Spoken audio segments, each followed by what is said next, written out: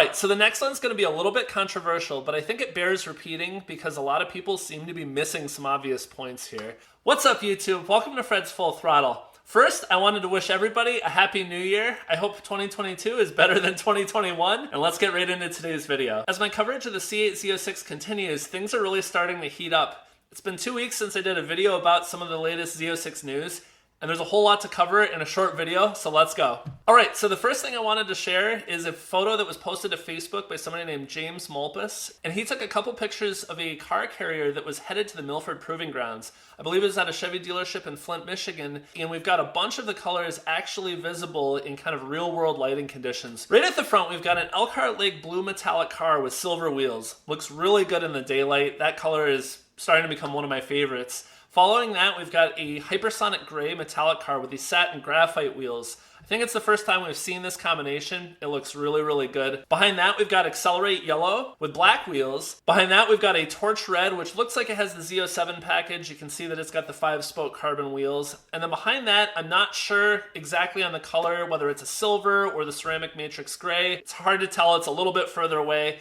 And then at the bottom of that, underneath that car, we've got the Arctic White car, and that looks like a Z07 car as well because of the wheels. James actually got an opportunity to take a few better photos of the white car at the end. They had to move it in order to get a couple of the regular Stingray C8s off the car. So I'll post a couple of those other photos, but it actually was really cool just to see all of this in person. Certainly everybody's excited to see like the Elkhart Lake Blue Metallic or the Torch Red from a couple more angles, but I'm sure those will be coming soon. All right, so the next one's gonna be a little bit controversial, but I think it bears repeating because a lot of people seem to be missing some obvious points here. So it all centers around the rear axle ratio of the C8 Z06 and how it relates to the acceleration, the 0 to 60 time for the car. There have been a lot of people on the forums, a lot of people on Facebook who are saying that the C7 Z06 with significantly more torque in the motor is easily going to outperform the C8 Z06 on 0 to 60. Now, a quick caveat, again, as most of us realize, the car is not designed specifically to tear up the drag strip. It just happens to be a side effect for the car. It's really much more of a track-focused car. But all that aside, let's get right into this. So torque is only one factor in a 0 to 60 time, and a lot of people seem to be missing that. The C8 Z06 has more than double the final drive ratio of the C7 Z06, and that's a torque multiplier. That means that basically the gears are effectively a little shorter, but it's going to give you a 0 to 60 time that's quite a bit faster. And for those who are wondering, it means you're going to feel it in the car. You're going to feel that pulling. I suggest going back and watching the Z06 reveal video, and there's a clip of Emily Hartford out riding with one of the GM designers. You'll notice that as she was putting her foot on the throttle and off, the car was visibly throwing people back in the seats. Yeah. Wow. Now say what you want, but the C8 Z06 is going to be faster than the C7 Z06 regardless of the torque numbers. I thought this was worth mentioning specifically because there's been so many threads and conversations about it. There's been enough negativity from these armchair experts that I don't think anybody really needs to listen to them, where C7 Z06 owners are violently defending their car. And I get it, you love your car, everyone thinks it's a cool car. You don't have to be upset about it. But the C8 Z06 with its short gearing and the high revving motor is definitely going to outpull the C7 pretty much at any speed. Yes, you'll have to be higher in the RPM range, but with the shorter gearing for the first couple gears, the car is going to outpull every time. End of story. I'm really excited because it looks like this car with that high RPM, you're going to be able to sit in some of these lower gears and just have monstrous acceleration. So I'm really excited about that. All right, so on to the third point.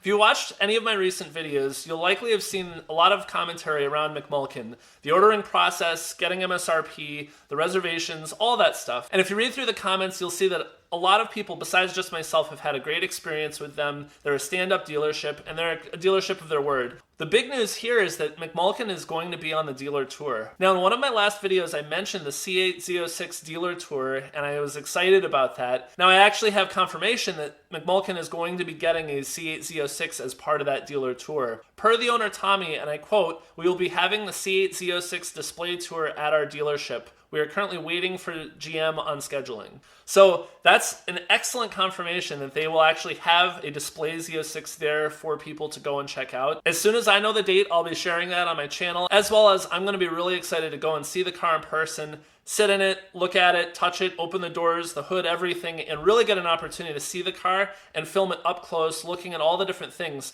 I should also note that those negative internet commenters had said that MacMulkin was not going to get the car because they've already got a huge list of reservations, and what possible benefit would it be?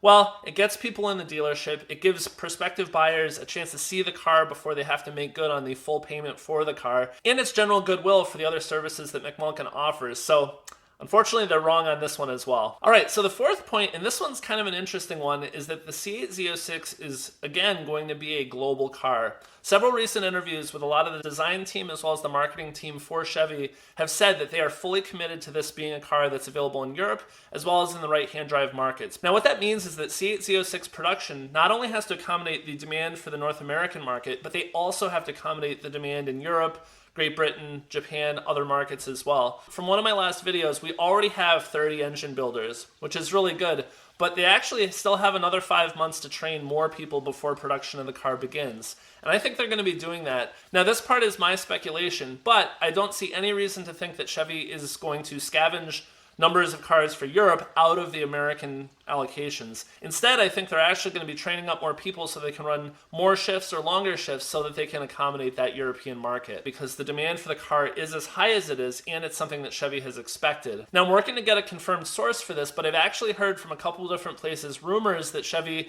is thinking of altering the ratio of Stingray to Z06. Now, I don't have anything official, so again, this is a rumor right now, but as soon as I have something more official or a quote from an actual source at Chevy, then I'll be able to present that as real information. And if that's true, that's going to be another area where these negative internet commenters are flat out wrong. All right, so on to the last point, which I think is actually the biggest bombshell of this video. This news comes from an interview that happened just in the last week. Shad Balch, who's the director of communications for Corvette, was doing an interview, and they asked him specifically, did Chevy anticipate the volume of cars that were going to be needed? How many are they going to make? Is this going to be a limited production car? And I'm going to quote him here because it's really important what he says. He says, quote, "This is not a limited production car and that we will build to meet the demand." He went on to say that Chevy expected the high interest in the car and has been planning for that. Now, let me just translate this as clearly as I can. As I said 2 months ago, Chevy's going to make as many of these cars as they can sell. Chevy likes money. Chevy will build as many of these cars as they need to meet demand. They are not going to make this a limited production car. They are not going to stop production while there is still high demand. If you are on a reservation list and want the car, you will be able to get one as long as you don't mind waiting. I think this is fantastic news for everybody. There's been a lot of people online, again, and sorry with all the negative commenters, but a lot of people online who have been putting down anybody who has a high number on a reservation list, saying you're never going to get the car, feeling real proud of themselves. Well, flat out, they're wrong, directly from Chevy themselves. I don't feel too bad about that. So I think this is great, and it means really just sit in there, save up some money in the meantime, and you'll be able to get the car. All right, so if you enjoyed this video and you want to see more C8 Z06 content, please subscribe. Give me a like, that really helps me out. I'm a small YouTuber, but I'm doing this just because I have fun. So thanks for watching, and until next time, Fred out.